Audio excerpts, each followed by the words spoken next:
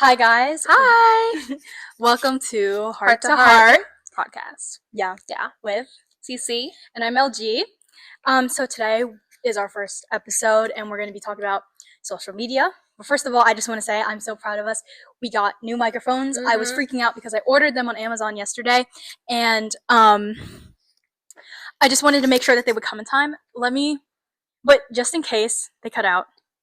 Okay, I have my phone just in case it cuts out because I'm a control freak, and if it doesn't work, then I'm gonna be so sad. But we got new microphones, and we can both talk at the same time. We can. And so I'm really happy about that. Okay. Yay. I have our little agenda, and we have a packet of 15 pages that we need to get through today. And I think we should try and be under 40 minutes today. That's like our goal. So previous feedback, we were told that by some of you guys that we should have water to stay hydrated. I thought about that immediately as we turned it off. Yeah. Because I remember. Was so thirsty. No, yeah. Like we were sitting and I was editing, and then Cece was like, "Can we go upstairs and get water?" And I was like, "Yeah." Like my throat hurts. So we both have water. Mine's over there. Hers is on the floor.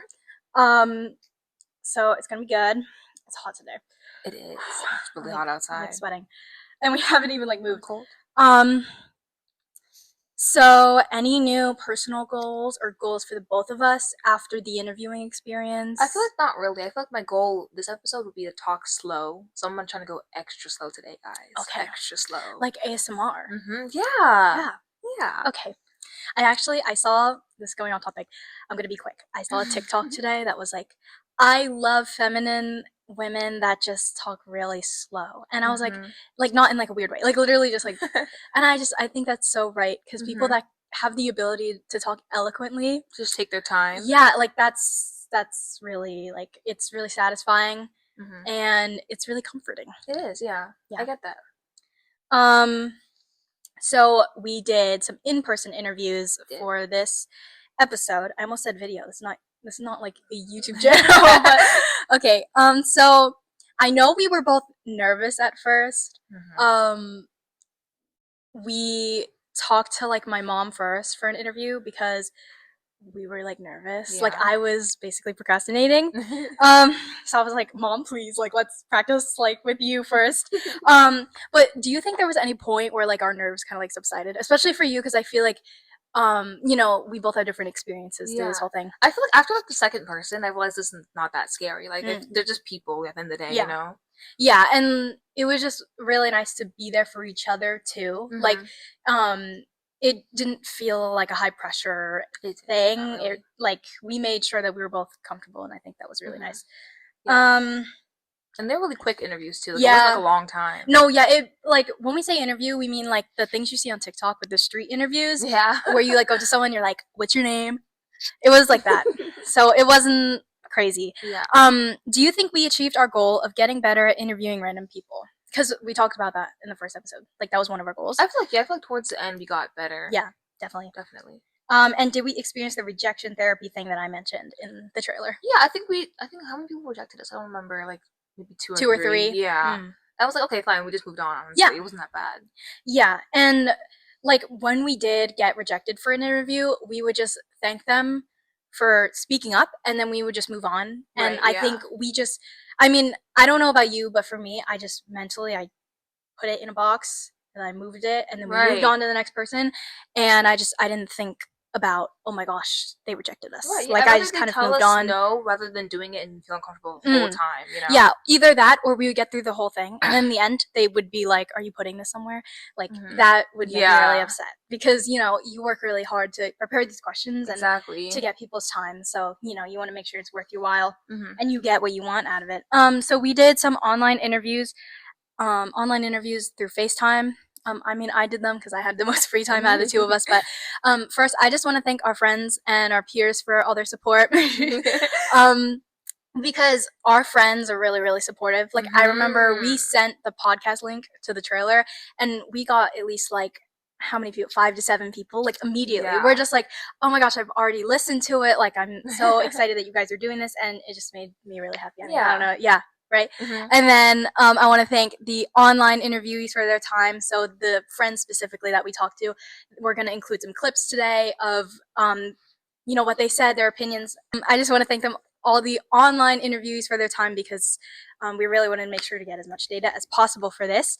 And also, I forgot to mention, so this is actually for a school project. When we went up to interview people, we said, hey, this is for a school project. Yeah. And that's not a lie. This is going to be a school project. So hi to the teachers watching this. And I hope this will count as credit for my summer work for like 1 of 5 things of summer work that I have to do. But yeah, it's so hot. Cold. Opposite. I'm freezing actually. We did an Instagram poll about. So I wrote down, it's called question 1A because we have a list of questions. Mm-hmm. There's a bird outside. And it's, do you think social media brings people together, spreads them apart, or both, and why? And so when did you write that question? I think I did. Okay, yeah. Well, when I saw that question on the sheet, when we got to the locations, I was like, that's such a good question. We need to ask it to everybody. Like, it's not a generation specific question. It's an easy question. I feel like everyone has that also you can put time into, like, what you want to say as well. Yeah. So I just thought that was really good. So we then put that into an Instagram poll, and we put it on, so my personal account, we put it on your personal account, and then we put it on the podcast Instagram. And overall, we got 41 different accounts. Yay! To give their opinion. And that just made me really happy, like, to get that many people.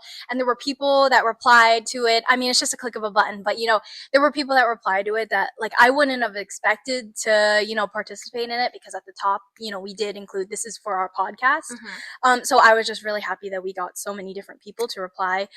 Like, people we aren't always close with, right? Yeah. They still took the time to, click a button. But yeah, to our data. Mm-hmm. So next we're going to talk about our background research. And so our overarching question, for this whole school project is, I'm trying to remember off the top of my head, but it's for the teachers. It's in the Google Doc that I'm sending you, but it's like, what is the impact of social media on all generations, young children, teenagers, adults, and the elderly? And so we did background research on social media in general, and then each of those generations. So let's go ahead and talk about that very briefly.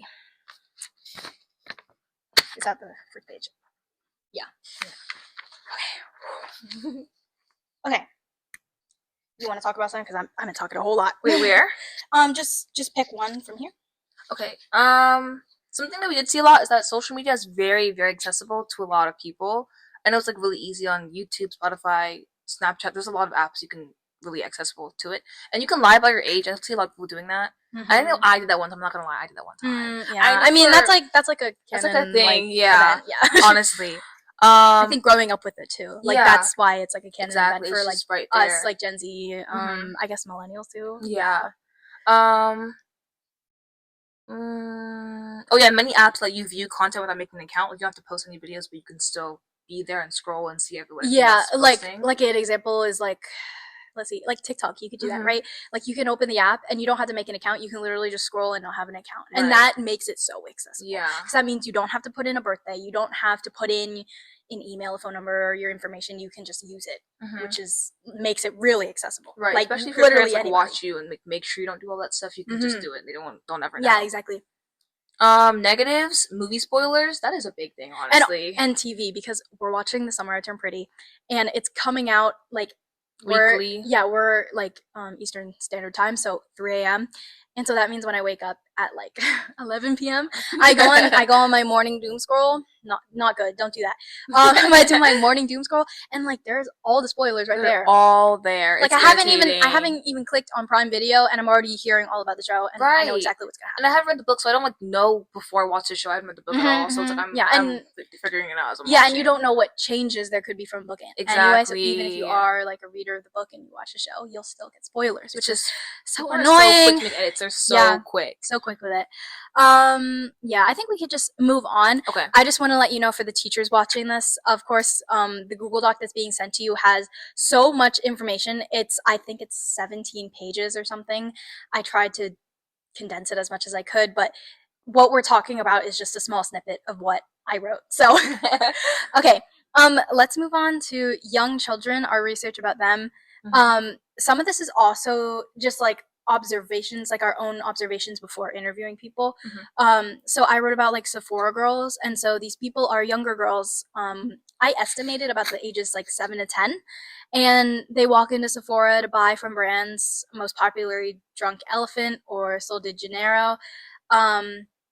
And then you want to read the next point. Like, this is really important. Yeah, many stores have complained that they're destroying testers, which creates more work for the employees and damages the atmosphere created for teenagers and adults who want to purchase makeup in peace. And I feel like it's going to make more people want to go back to online shopping so they don't have to come to the store and deal with all that. Yeah, and then we included like this whole Sephora girls thing in a question, so you'll hear more about it. But it's just like social media has really made these younger girls that have such easy access to social media, and they're seeing these like influencers, content creators that are older, mostly I would say like, you know, older or 17. like mostly, no, but I'm saying mostly like millennials, right? Oh, really? Well, millennial age, you know what I mean? Yeah, that are yeah, these influencers. And so then they're seeing them, and then that's kind of their role model. So then that's why they're going into these stores and they're buying, you know, retinol and toners and things that they do not need at all. No, like you're you know, you're a child, like right, you're you fine. don't worry about that at all. Like I don't use any of that. Me neither. I don't. Yeah. So I just I feel like it might make their skin worse start using all that stuff too early. Yeah, I don't know. Okay. Does not need yeah. Yeah, I wrote a personal comment here. Like, I don't even use any of the products that they're mostly buying because literally, like, my skin routine is I wrote a cleanser and a toner from Whole Foods and a moisturizer from Amazon. Like, you don't need all that. Right. Anyways, let's talk about teenagers, our age group. Go ahead. Okay, so which one do you want me to first? Yeah, okay. Yeah, that's so really big. First thing, nonchalant people.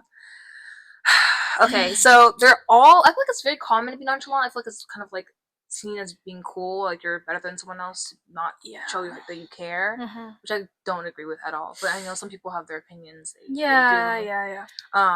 It's a fashion and a personality trait that people take on. Trend gone too far. Yeah, I agree. Yeah. You don't have to read all of that. We'll skip. Yeah, but I think it's really changing how people act, how people talk, how people interact with each other, and it's just like it's really frustrating. I think it makes some people feel bad for showing that they care too much. Yeah, even though it's just showing that you care a normal amount. Yeah, which is like, and social media is just influencing them to change their whole personality, which is just really, really harmful. Okay. And social media is a big part of everyday lives for teens. I think that's, you know, common knowledge. Yeah. There's some data about it, you know, 5 platforms that are used more like several times a day for teenagers: YouTube, TikTok, Facebook, Instagram, Snapchat. And a reason for the excessive use of social media before bed is FOMO, fear of missing out, and we talk about that later as well. And then also, teenagers are more likely to use social media during inappropriate times, like driving, during dinner, and on the toilet. Yeah, I think that's a really interesting point. Like, I didn't really think to write that down until you wrote it. Yeah. So I'm glad you included that. I personally don't get FOMO a lot, but I know a lot of people who do, and I've seen it affect them like firsthand. And a lot of people we interviewed talked about experiencing that. Yeah, before we even asked the question. Okay, so now for adults, you can read that fact because I think that's relevant here. So in a study led by this doctor, researchers found that there's a certain correlation between frequent use in social media and increased irritability in adults, so it makes them crankier the more they use it, which I found was really interesting. I thought that was really cool. Yeah, and this is going to come up later, but it kind of relates to using social media on your phone like before bed or as soon as you wake up, because one of our friends mentioned, you know, you feel like you said more cranky and stuff, you know, when you're using your device at those times, which is interesting. I feel like they adults use it more for practical use or like social use, like to talk with their friends on Facebook, things like that. I feel like we use it more for like to watch and like what's it called, just engaging media. Yeah, and the people we interviewed, they talked a lot about this very cooking. Yeah, they kept talking about that. Did. Yeah, and like meeting friends. You'll hear more about that later though. And then for the elderly, we wrote that many scams online. Oh, this is good. Actually, I didn't read this until just now. Many scams online are aimed to deceive older adults with convincing narratives. examples are like government impersonator scams or computer tech support scams. That's a really good point. That's a big thing. That's what they would probably fall for the most. I think scammers they're getting really smart nowadays too. Yeah, I know. They know exactly what to look for. And now that you have AI factoring into it, then the AI is being used to make someone's voice sound like somebody they know. Yeah, that's really scary. I couldn't even. Like, if I picked up the phone and I heard my mom's voice and it's not her, but it's AI, and I believed it, like, I would freak out. Like, me too. Once I found out that it's AI, like. Okay. And lastly, some elderly turn to social media in search of reducing feelings of isolation. That's a really good point, especially when living alone. That's a really good point too. Yeah. Because social media is used to meet people. Yeah. Things like that. Okay. They kind of need like a community, which is like easy to find online. Honestly. Yeah. Okay. So we're gonna move on to question 1A. This is the big question. We're just gonna read a few things, and our friend is actually gonna give an answer as well. So, you want to read the question? So 1A. Do you think social media brings people together, spreads them apart, or both, and why? So the most common answers that we got were it brings people together and both. But we did have a good handful of people say that it depends. Yeah. So for bringing people together, a lot of people talked about how social media builds communities, and not just communities, but sub-communities. One of our friends mentioned that. And then also being able to connect with friends, colleagues, especially for like adults. And getting to know people, sharing opinions, influencers, and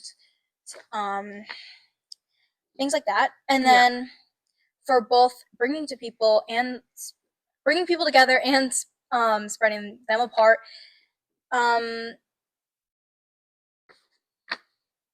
people mentioned that social media spreads people apart because of comparison. Beauty standards that are being spread because of Photoshop photos. AI now is a big thing. So AI altered images that are making people look different, and then people think that that's like a beauty standard that they have to fit into, which is really bad because then you're changing yourself, and mental and physical health then declines in that sense. And yeah, so to give a short answer about why they think that it's both, we're gonna have Jasper talk now. So yeah, I'll play the clip. I think that it does a bit of both. It can bring people together, like you can make friends with it. Like I've made plenty of like really, really close friends and stayed in contact with friends that I could have lost because of it. But I feel like it can also bring people apart just because like social media causes people to judge a lot more than online than they do in real life. Like you'll see something and then you might comment on somebody's looks or appearance or just state your opinion when most people would never even dare to just open their mouths or look the other way in real life. Yeah, I mean, I agree with those points. Me too. Yeah. I think it's all about balance, honestly. If you like, just make sure you know how to use the platform that you're on, and just like pick every act with like diligence and a little grain of salt, honestly. Yeah. So the people that said that it depends really mentioned that what you said, it depends on how people use the platform, and you have the ability to choose how you make social media a part of your life, and how whether that's positive or negative, you have free will to choose how it impacts your life. Okay, so next question. What do you think are the positive benefits of social media? So the most common answers that we got, you can read that. Sharing ideas and accessing a wide range of information, and also connecting with others and forming communities around similar interests or ideas, like education also. Yeah, I think we experience that a lot online. I mean, with Instagram, like I always go back to the example of like gaming. Like there's a lot of communities with that. Yeah. Makeup. Yes. And like skincare, all that stuff. Yeah. But even like I'm trying to think of people that I know, like what kind of communities they're on online. Like my dad loves cars, and so he always looks up cars. I don't know. Do you have any other examples? My dad loves movies. He's like a big movie like nerd. Yeah, and then you can find then you can find like similar things to what you like with movies. It's easy to find things that you may enjoy to see, and and then with like education, and that's really good for young kids if you use it, in the right way. And if you're a parent and you're using online like apps and things in the right way, then you can really make the most out of that. So your kid can learn, especially like outside of school. I'm thinking like homework help too. That can be really good. But then again, you have to be careful because then you have cheating, you have looking up answers. So it goes both ways. I think it's cool that TikTok has like a way, like if you interact with the post or like it, then like you'll see more videos like that on your feed. But then again, at the same time, the algorithm can kind of go the other way because you see like a drama-filled post, say you like it, you're gonna get more and more propaganda. Yes, political, that's a big thing. Things, and that kind of spiraled then into the modern politics, that we're living through right now because of that. So it's like whenever there's like a pro, there's also like a con for social media. So it's like just keep in mind that. Okay. Next question: is there such a thing as too much connectedness that comes with social media? So lots of people said yes, because there can be oversharing of one's life, invasion of privacy, and the loss of in-person interactions. I mean, I agree. I also think that oversharing can like lead to parasocial relationships, which is just more like if like someone who's consuming the media feels like they have like a personal or like emotional connection to someone who's like making content, like a celebrity or like an influencer, just because they heard like a few things about them in an interview. Yeah. Which I feel like can be like really dangerous. Like you think that you know a person and then all of a sudden they say a slur like oh that was my best friend. Like no, it wasn't. Like at the end you don't really know that person. I feel like it's easy to keep in mind that, or it's hard to keep in mind that everything that's like a celebrity shows you is what they want you to see about them. Like everything they tell you is like what they want you to hear at the end of the day, So they could obviously or easily be lying. You just have to keep that in mind that like sometimes it could be like a trap, if that makes sense, Yeah. That was good. Yeah, thank you. Okay.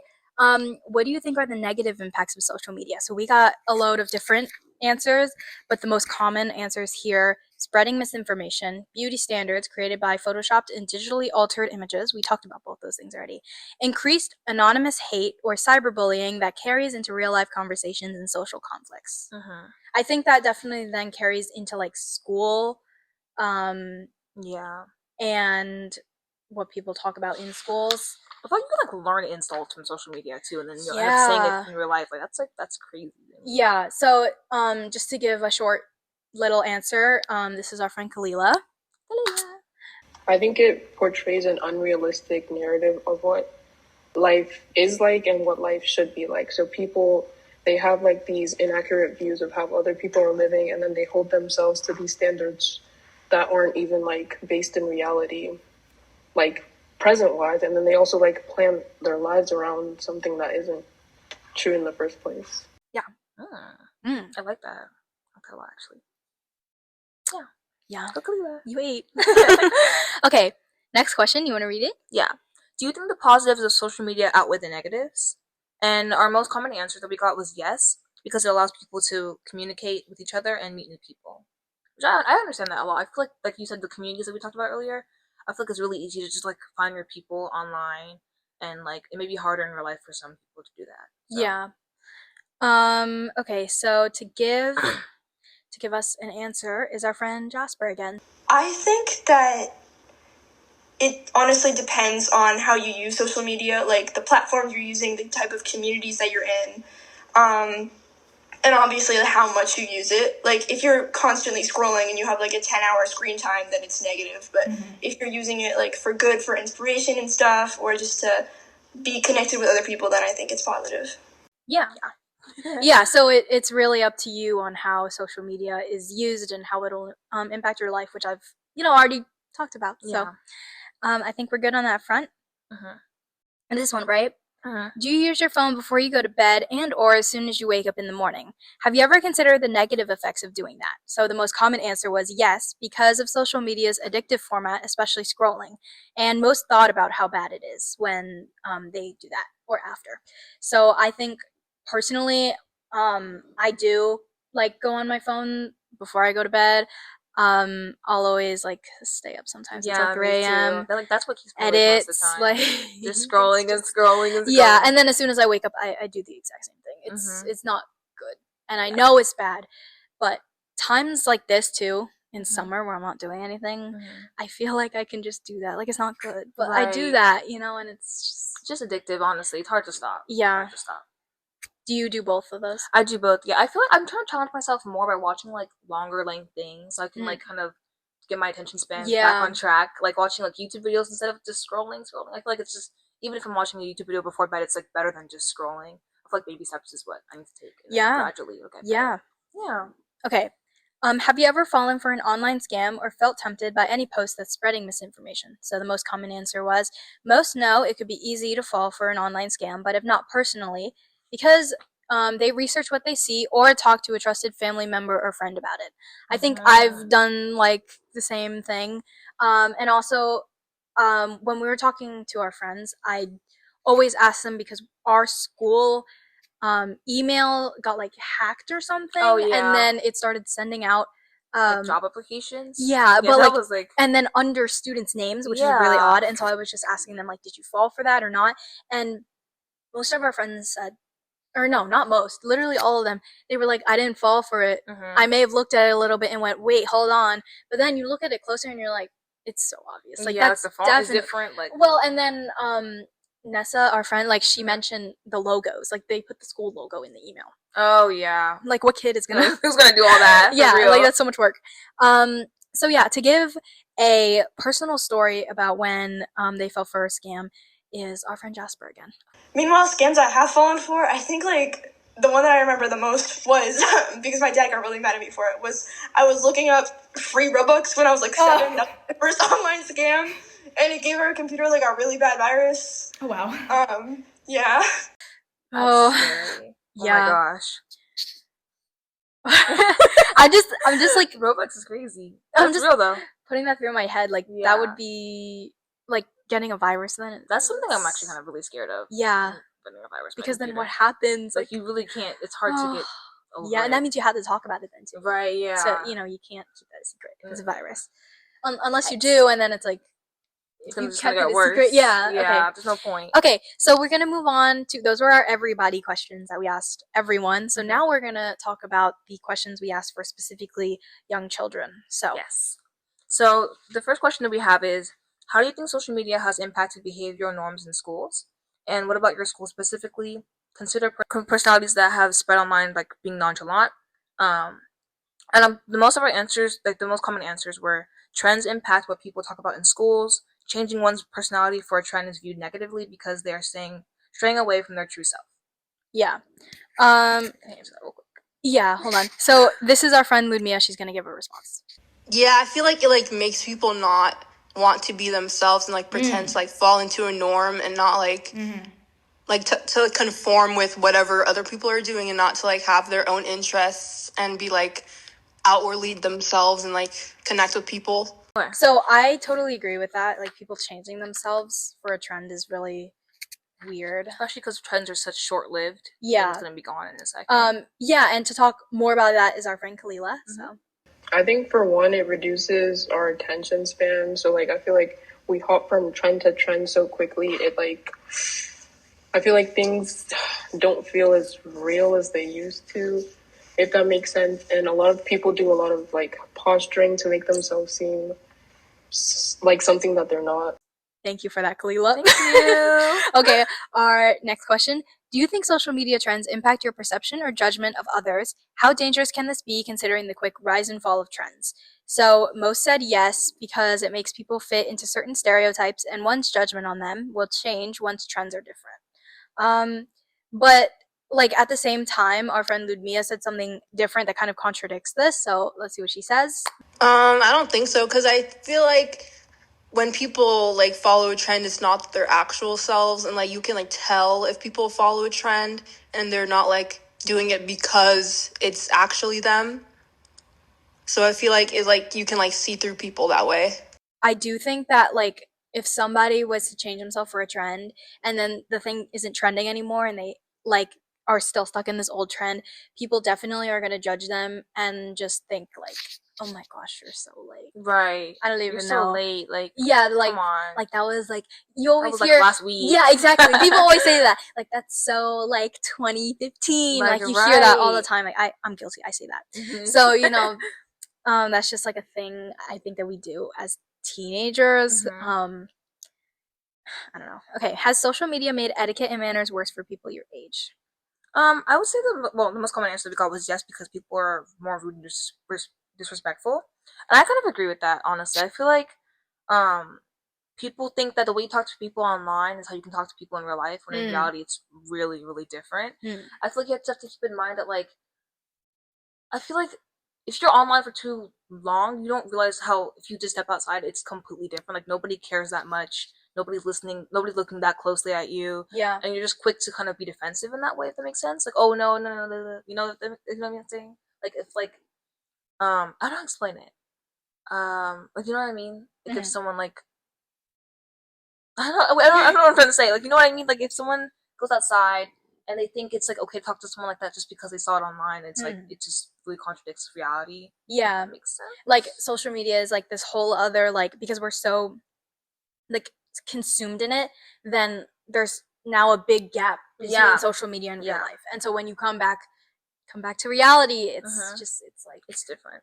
That's not how you should act. Like, okay. We get too comfortable. To give a personal story about when they met up with some family and how, like, social media impacted their interaction with their family, Jasper again. So. I feel like it's kind of affected all generations. Like, people my age, I'm kind of guilty of it too, but people kind of being on their phones a lot, when we're in real life.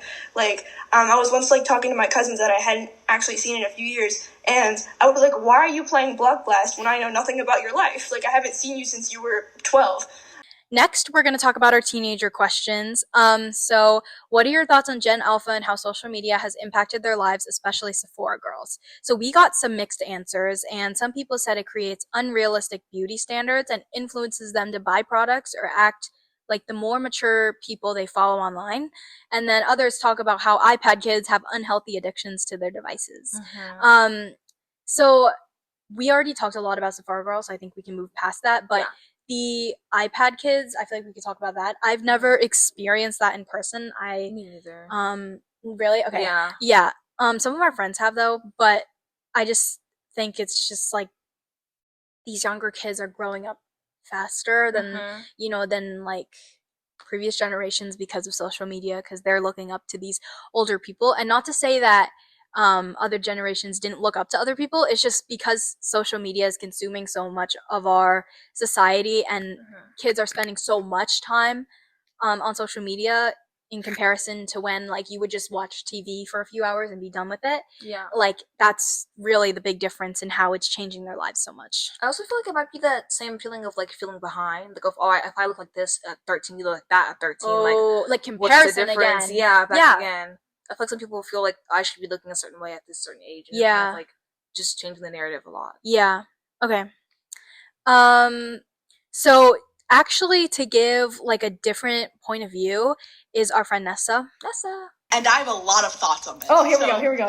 I hope you're ready. Yes, I'm ready. My thought is, I think we're being too mean to Gen Alpha. Oh! Because this is all caused by, again, like, Gen Alpha wasn't influencing Gen Alpha. They saw these older people being negatively influencing them, and it's causing the downfall of the tween years. People are just jumping straight from being a child to being a teenager. Yeah. And I think we're losing a big importance of being a tween in that awkward middle part and that awkward middle school phase. I think it's weird when people bash these prepubescent children online when it's their parents' job or an adult in their life's job to correct them and put them on the right path.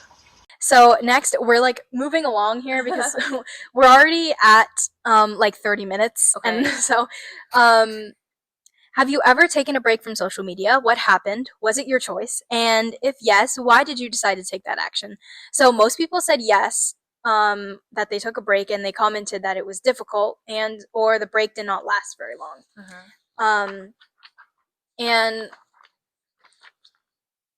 like, I totally get that. Okay, I will say I deleted TikTok for a while because really? I was really little. Oh, okay. And my parents were like, that you need to get off TikTok. Like you're growing up too fast is weird. Like so I I totally like understand how the break thing would be harder for people the more they spend on social media too. Like say you're on YouTube and you would watch this one person all the time and then all of a sudden you or your parents or something and they're like, you need to take a break like right now. Like that's gonna be so difficult because you were so used to always, you know, going to that person, especially if you're going to a certain channel or account or something like and their content is giving you comfort or something like that. Like then that makes it harder to take a break, I feel like. Yeah, I get that. I feel like I took a break one time too. I think it lasted like 2 weeks. I deleted TikTok for a while. I just wanted to see like how I could like function without it. I would see like what I would like end up doing in my free time if it's not TikTok. And I found myself kind of just like doing nothing, if that makes sense. I feel like I got more comfortable with doing nothing, like just sitting in silence instead of like letting my brain be constantly on and running and doing this all the time. Like being able to rest. Right, exactly, yeah. I feel like it was better for me at the end of the day. I liked it a lot. Actually. Yeah, I remember. Time though. Yeah, I remember when I was in middle school, there was a challenge that nobody, like, I couldn't go on my device for a week. And then I got a little certificate, and I felt so proud of myself. Oh, wait, that's perfect. I love that. Yeah, that's just a little, that's it. But that's just a little system thing. Is good too. Okay, so to give, like, a personal story about when they took a break from devices is our friend Jasper again, so. Yay. I try to. My parents always, whenever we're on vacation, my parents will always, like, do this thing where they say, like, leave your phone in the hotel room. We're going to be going out for like several hours, like where you can't even listen to music or anything. And when we first started doing it, I would always get really mad because I just didn't really know how to like interact or pass like free time without my phone. Yeah. But honestly, it's really nice. So next we have, you want to read it? Do you ever catch yourself experiencing FOMO due to something you saw on social media? Does this feeling tend to make you do things you wouldn't typically find yourself doing? So a lot of people said no, but others also said yes and explained they felt it after seeing posts about large events like concerts or vacations, but do not choose to act on it. So to talk about that a little more is our friend Ludmilla. I feel like if it's like a makeup trend or whatever, I don't have like any FOMO. I'm like whatever.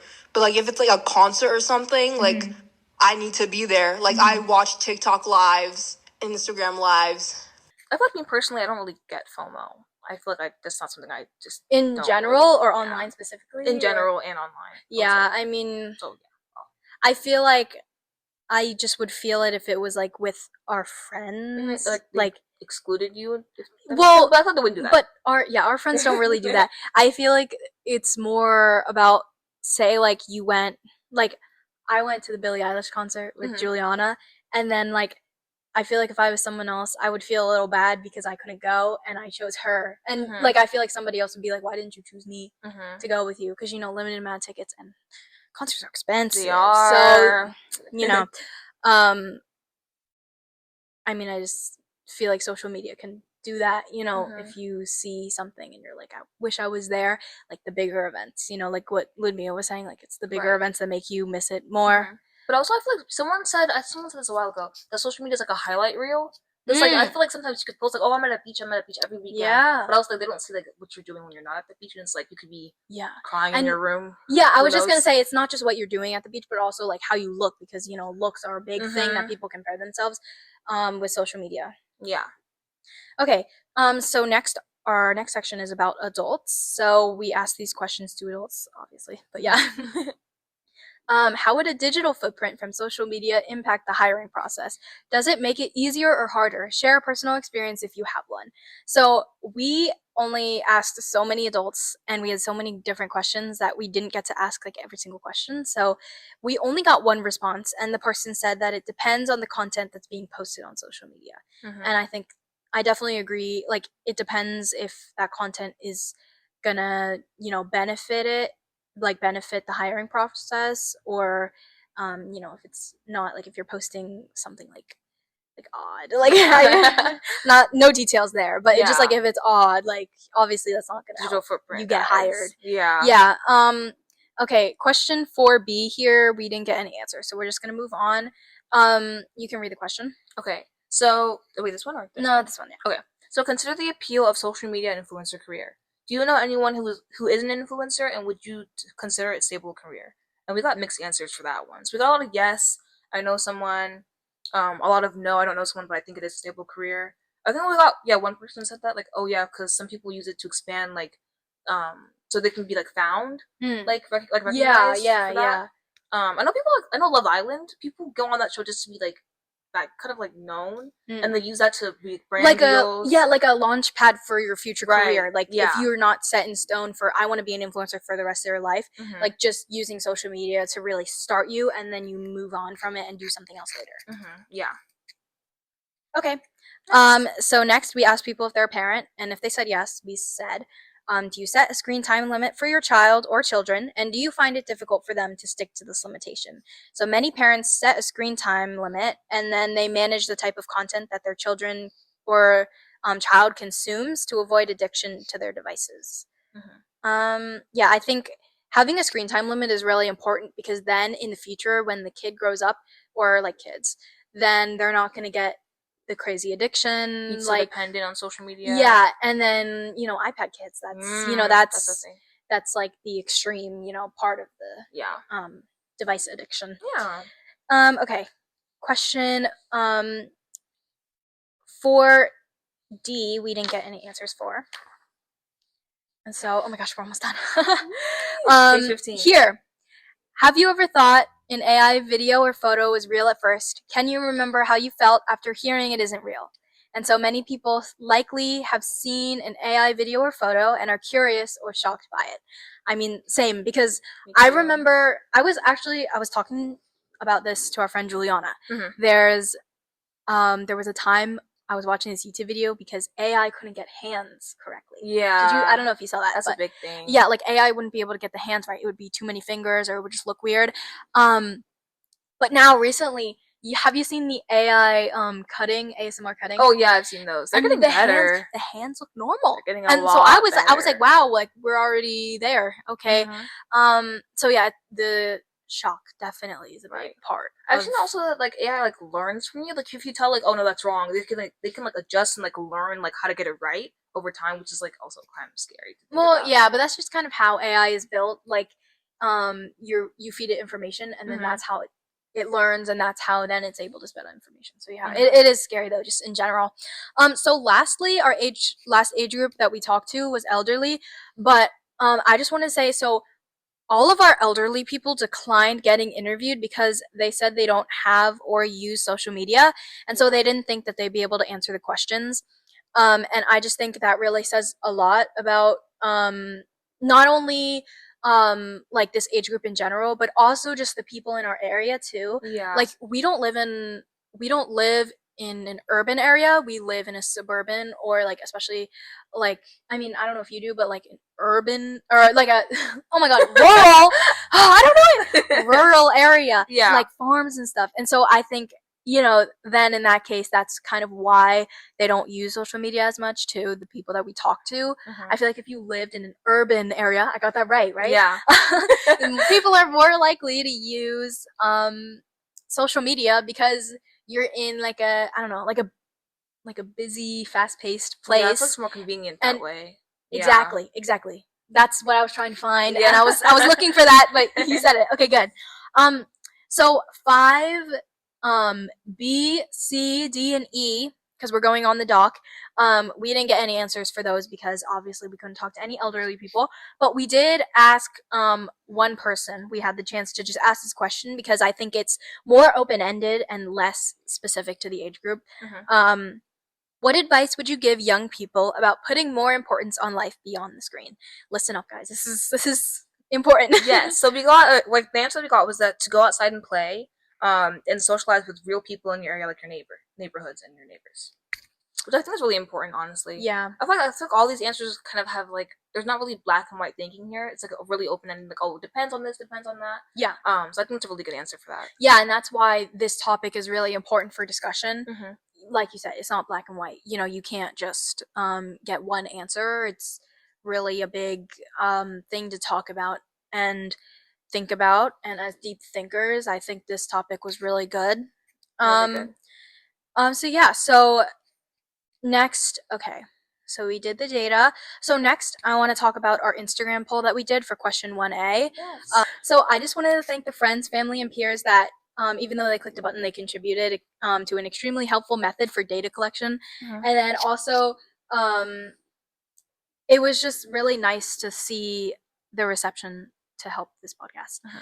So I'm going to go ahead and pull up the data now real quick. So the question, of course, do you think that social media brings people together, spreads them apart, or both, and why? So I just had to turn my phone off dark mode. So we got 7 people said that it brings people together, 2 people said it spreads them apart, and then 32 people said both. We got a lot of both. Yeah. I think that totally correlates though with what we got from the interviews. Yeah. Same with the open-ended, like, yeah, depends on. Yeah, it's a discussion in social media. Yeah.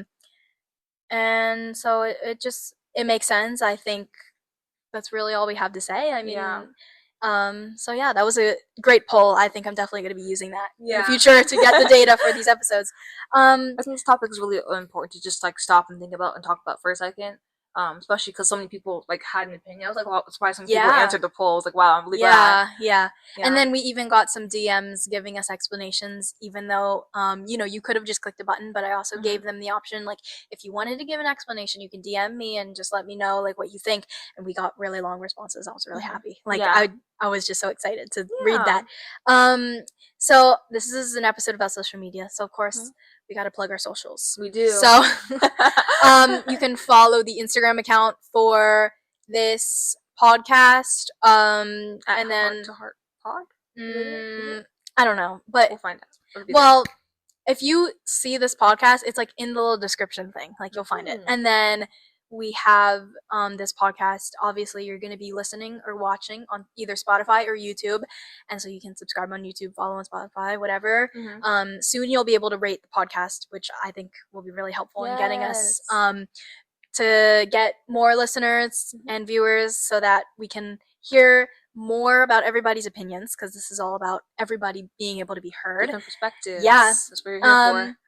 And yeah, you can follow my Instagram is with love.lia, Lia Grace. And then you want people to follow your Instagram. Okay. Is it public? Yeah. Okay. Central Ceci with 2 I's. Yeah. CECII. Because people always spell Cece wrong. I know. I did too for a long time. I'm not Do you remember closed captions? Bro, oh my gosh. Stop. We're not going back to that. If you know, you know. If you know, you know. We're not. Okay. All right. And so also I just want to say, I know it's only the end of July. We still have August, and that's still summer, but I'm so busy. I don't know if you're busy in August. I am. Yeah, I have something like every day. I'm only going to be home one day, and that one day I'm going to be staying home and watching Gilmore Girls with my mom. So I'm busy. I'm not not going to be able to film. I don't think you just said you're not going to be able either. So I'm sorry, but don't expect any more episodes. Like, don't get your hopes up. Wait for us. Yeah, just like wait, and we'll be back. Yeah, we got to the end. Yay! We got to the end. We did it.